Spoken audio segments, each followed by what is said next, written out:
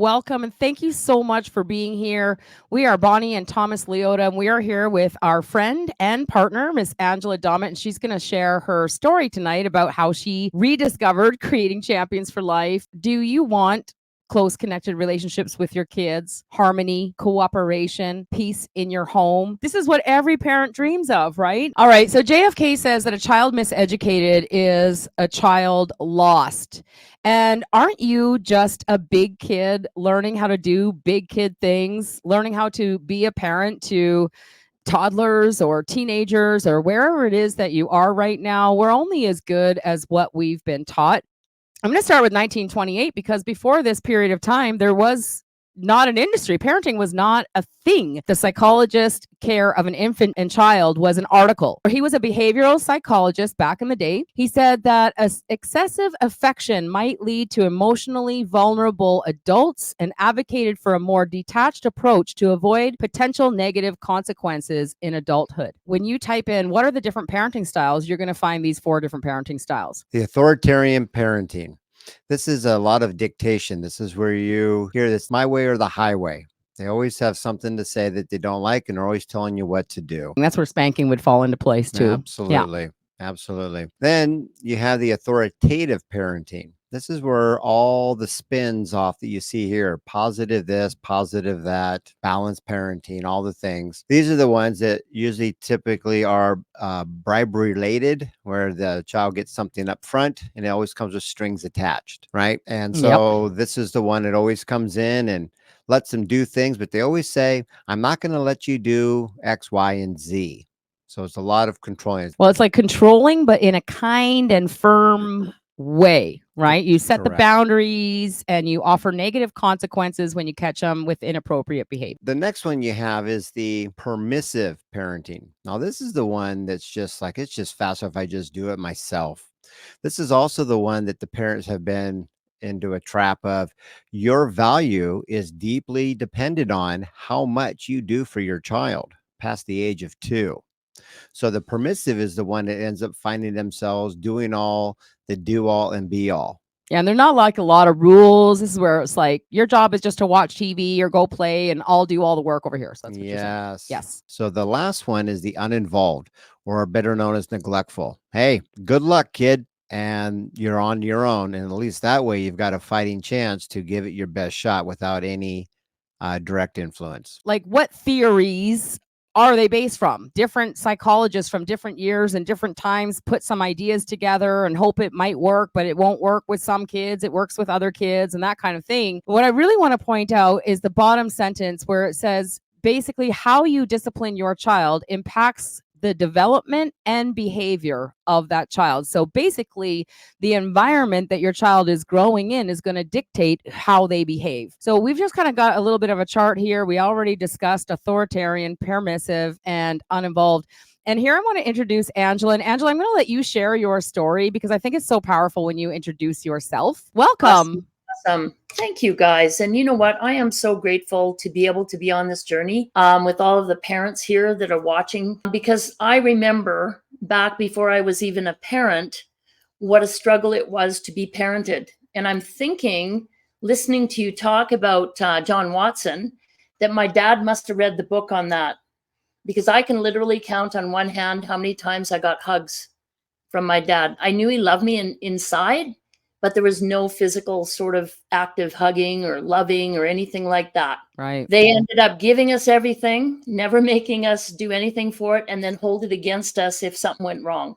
Is there things that go on in your subconscious mind that nobody knows about? I'm sorry to put you on the spot, but like fear or like a little bit of, I don't have a voice or nobody's going to care what I have to say or anything like that? It's probably one of the biggest things that held me back in life as I grew up. Looking back now that I've, gained a bit of understanding of what goes on. But I think my biggest thing was not having the voice. Every time that something would come up where I needed to say something to my mom to be heard, she would tell me, that's ridiculous. You shouldn't feel like that. And one of the things I might say as I was growing up that I vowed to myself, even though I had no children experience, I didn't even know if I could be a good parent or not, because I had never wanted to be with children. I hadn't babysat. I didn't have this sort of yearning to have a child. I was just knowing that I vowed that I would not be the same kind of parent as my parents were to me. You probably read some books to try to be different.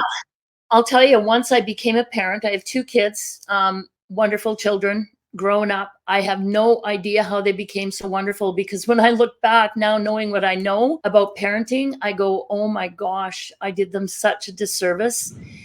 And, I said to Bonnie once, my kids never had any problems and da da da da.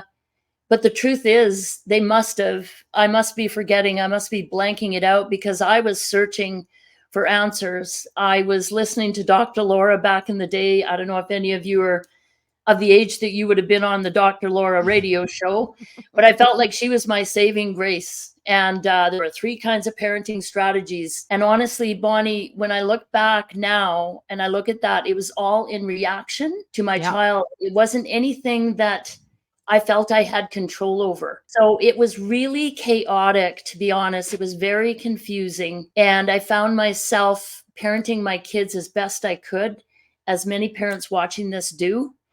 But at the end of the day, I had this sort of fairy tale thought of being a parent and having everything so wonderful, and then having the reality and going, like, what now? I've got friends and family telling me this, and then my grandma tells me that, and then my mom tells me that.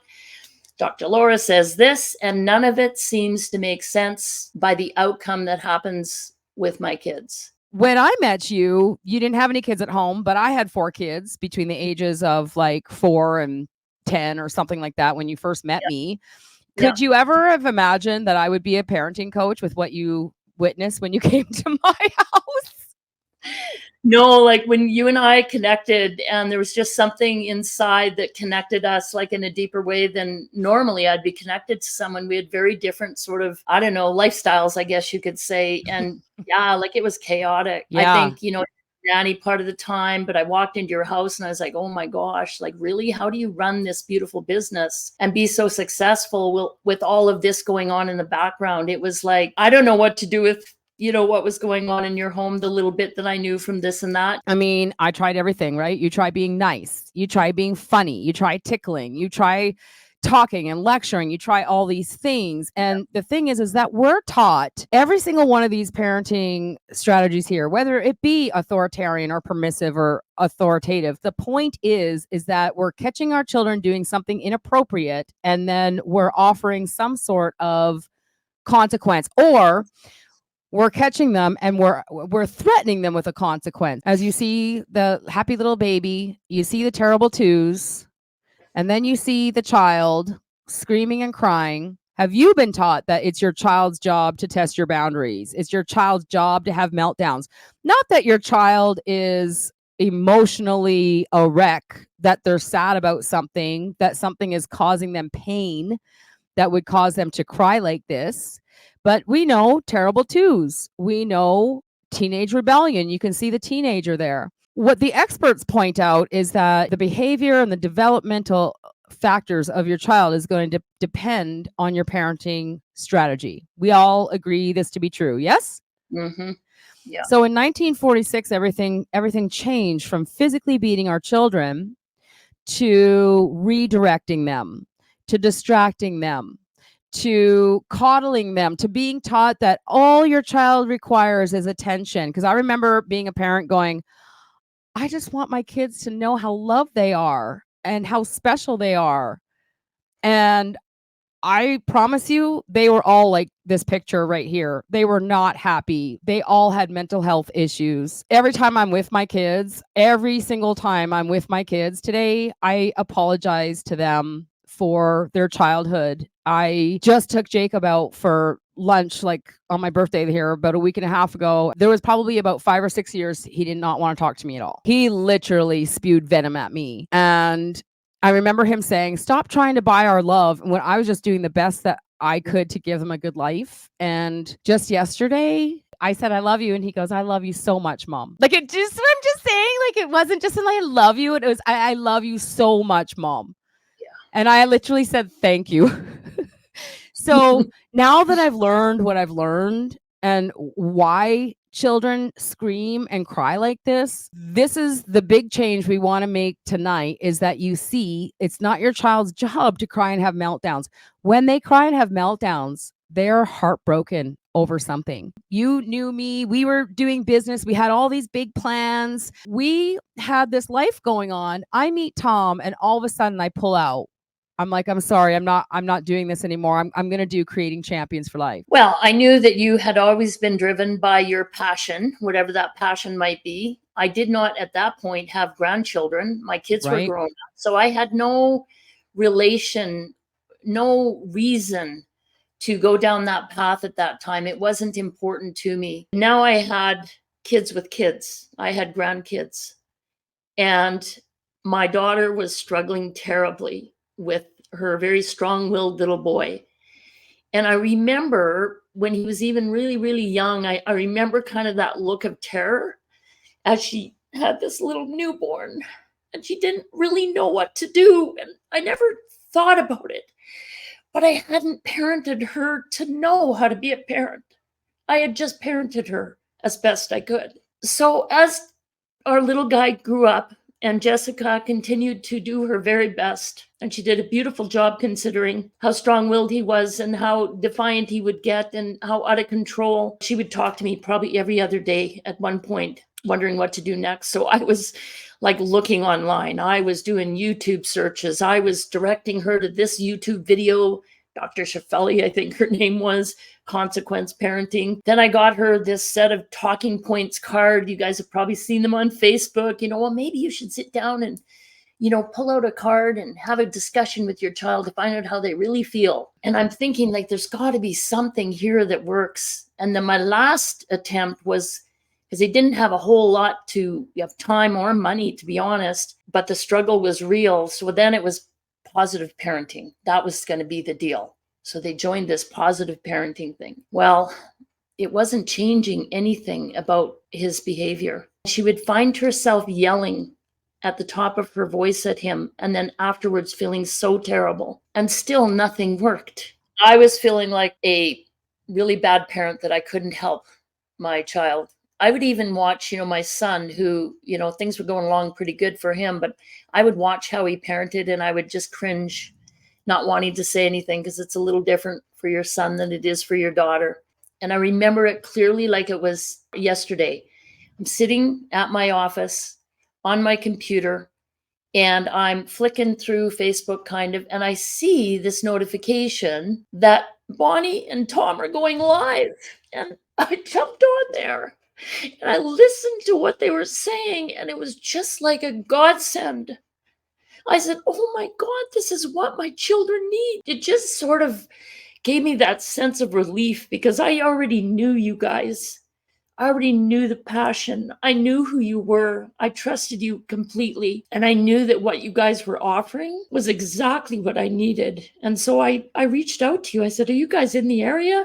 Like, what's going on? This is what's, I was so excited and relieved to find an answer to the struggle. If we don't think God has a plan here, and we know that there's something off the mark with medicating and labeling our kids, so that's usually the people that we attract. And I just got to share that, like, Tom and I had done a presentation about an hour before, and in the years and years we've been doing live presentations on YouTube and everything, we've never ever before ever deleted one of our presentations. But we finished this presentation and I was just like, that felt a little off. Like we were kind of jumping from thing to thing. I want to redo that. And so we literally deleted it off all platforms, came back again, went live. That's exactly when Angela was on the computer looking for a notification. We're here in Edmonton. We had been gone for almost a decade. We were in the United States. We were in BC. We were gone. She had no idea that we were back here in Edmonton. So she called me, and I never answered the phone, by the way, because I thought she was going to share like a business idea with me. Like I had no idea that she was actually watching our live video, but I answered the phone and she said that her grandson needed help and you came over the next day. Little miracles happened all the way along. And it was pretty incredible. So I had no idea what to expect, to be honest. I just knew I had to just sit and watch. And just watching Jacoby, our oldest of the grandchildren there, go from inappropriate behavior to an absolute meltdown to literally getting control of himself without any chastising, do this, don't do that, begging, bribing, pleading, counting timeout time, none of that. It was like a miracle standing there watching Tom in action, which was very little action, but Jacoby responding and getting control of himself. And without anybody telling him anything, all of a sudden, here's a kid who was moments before throwing things around his room, including his brother. Yeah, screaming at the top of his lungs, who started to pick things up, who started to talk about how he was a champ, because that's part of this. We're creating champions. And like the whole experience that day just opened my eyes up like I have never, ever thought about parenting. It's when I started to realize how much I had left out in my parenting of my kids. And no wonder Jessica was struggling. The majority of the world thinks that something's wrong with their kids, and we're blaming them and we're labeling them and we're medicating them and we're literally giving up on them. And I know that my youngest son would have ended up, without Tom, being misunderstood for his entire life. Yeah. Without learning about creating champions for life. Let's talk about the law of cause and effect. Okay, we're taught to catch children in inappropriate behavior, and every parenting advice you're going to get is when they do this, you do this, making the child the cause and your parenting style the effect to the cause. Who is the older one in the relationship, you or your child? Who decided to have children in the first place? Did the child say, please bring me into the world and control my every move? Who is the leader or should be the leader in your home? You or your child? Who has the most experience, life experience? You or your child? No, they did not. No, they did not ask to even be here. Yeah. Our children deserve better. They deserve leaders. And that's what we're here to bring you, leadership. We're here to create leaders in the home. We're here with 60 years of personal development and leadership experience. We bring solutions and principles. We're going to make you the cause in the universal principle called cause and effect. The universal law of cause and effect states that for every effect, there is a definite cause. Likewise, for every cause, there is a definite effect. So your thoughts, your behaviors, and actions create specific effects that manifest and create your life as you know it. If you're not happy with the effects you have created, then you must change the causes that created them in the first place. I got to just say that this is where I got super excited. Yes. Because I think a lot of times parents are like, oh, I don't know if I can do it. I don't know what to do. Did it? Well, guess what? You're in total control. This is the beauty of it. If it was up to something outside of you to make this change happen, like, Lord help us all. Yes. But when I realized that it was me and my thoughts and my actions and everything that I could do without having tried to manipulate my child and be, I couldn't be there with him all the time. And it was nightmares sometimes having those kids for the weekend. How in heaven's name could this become a better reality? And I was so excited to know that, yeah, it's all good. I can become the cause. Yes. Can you ever control a human spirit? Ever? Yeah, it's like the definition of insanity, doing the same thing over and over and over and expecting a different outcome. Control is an illusion. You can only guide it or punish it, positive or negative, or ignore it. There's your three. It's very simple. When you find these principles that have either been hidden from you or you don't have enough courage inside to attempt them, it really gets really simple. But every mother has a chance to win. And Bonnie's here for the sole purpose that your I don't know has got to go. So there is a way. And that's what this message is all about. Well, you see something that you don't like. Sound familiar, moms, dads? I mean, you name the list is long. But if there's a moment right there, you see something you don't like, positive or negative, that's negative. This is rhetorical. Yeah. And then you come in with the can't, don't, won't. And I understand all the examples. But tell me, when does negative plus negative ever equal positive on its best day? And that's how simple this is. So if I can see something I don't like, thought, and I can just reframe and go, well, what if it was just a little genius embracing their own uniqueness and they're letting me know they're ready to learn and be guided? Positive thought. Could I Mhm. create a different outcome that I believe my child can learn versus what their so-called experts are saying? There must be something wrong with them. Oh, or they don't have the ability to control their emotions. Parents, if we don't start teaching our children, like if we don't equip them with the skills to handle negative experiences, how are they ever going to handle their emotions? We Yeah. have one job to do, is to prepare our children for life without you. And so we're going to transform some thoughts. I believe my child can learn. They're going to make mistakes because they're children and they don't have the life experience that you have. See, I used to be able to color perfectly until my mom sent me to kindergarten. And then the whole story, my mom reminded me of this all the time, is how I went to kindergarten and I made her look like an ass because I would scribble outside the lines. And now that I've learned creating champions for life, because I always used to beat myself up. Well, gosh, what a terrible person I am. Bonnie, why am I going to have so much trouble with you when you're older? Why do people tell me I'm going to have trouble with you when you're older? I'm 6.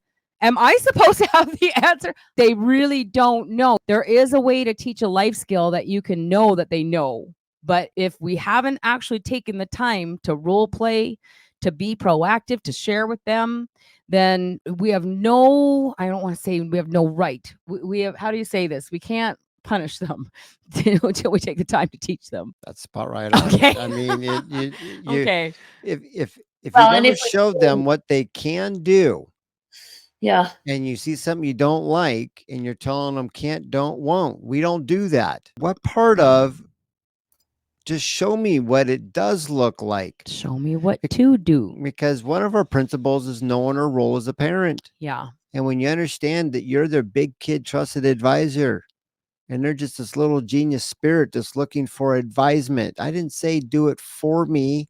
Show me how it's done and believe that I can learn and do it all by myself. JFK said a miseducated child is a lost child. A miseducated adult is a lost adult. A miseducated parent is a lost parent. And you found some answers here. You found some principles that are going to help you. You change your thoughts. We'll help you to do that. We'll change your feelings. We'll lock arms with you. We'll walk you through exactly how to do it. We'll guide you through. And just this one change, being able to look at your child and be like, I owe you life skills. Change your actions, change your life. Introducing Creating Champions for Life. All of these other parenting are reactive parenting.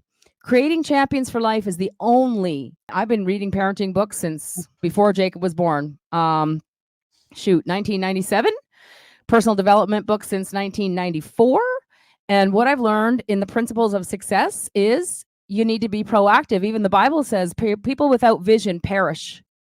Children without vision perish. Creating Champions for Life gives children vision, gives children free will. If we were given free will from God, but then we take the free will away from our children and then wonder why they're having meltdowns, doesn't that seem a little bit cray to you? There's a term in martial arts that was called us, which meant it implies the willingness to push oneself to the limits of endurance, to persevere under any kind of pressure.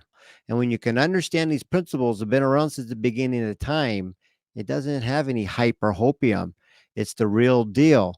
But the question is, you have to ask and answer yourself this: do I have the courage to question anything and everything that I've been taught or know about parenting might be wrong for my kid's future, and examine it from a new perspective?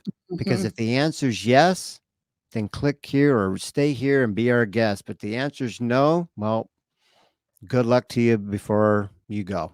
We create an environment in our home where the child has a burning desire to reach their goals. When we start validating and empowering and listening to our child, we get on their page and start showing them how they can make those goals show up by standing at attention stance, by doing their schoolwork, by cleaning up their room. And we start focusing on teaching life skills versus offering consequences for inappropriate behavior. Do you remember the picture of the girl who was terrible twos, the screaming child whose job it was to test boundaries, the teenage rebellion, the depressed woman, we're not here to control our children and to get them to comply. We're here to raise soon to be adults and to prepare their minds, mind, body, and soul. But in a world that isn't so friendly sometimes, but you can still find joy and happiness in the anticipation of creating something great. Your child wants to feel like they deserve it, like they've earned some things on their own. And you, mom, dad, you have all the power to make this girl show up versus this one. This one or this one? All base, same kid, same girl, different environment, reactive to proactive. And we're going to wrap up tonight. Thank you, everybody, for watching, for being here. So until we do meet again, Here's to our parenting success. Cheers. Bye, everybody.